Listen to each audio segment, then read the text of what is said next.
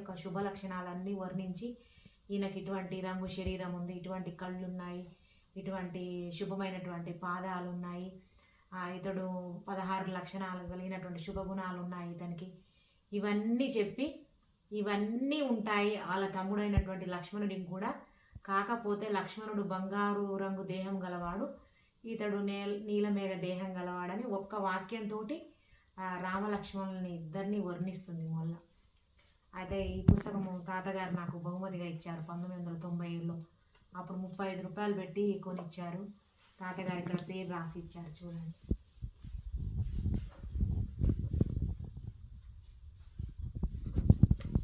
మళ్ళీ తాతయ్య గుర్తొచ్చారు.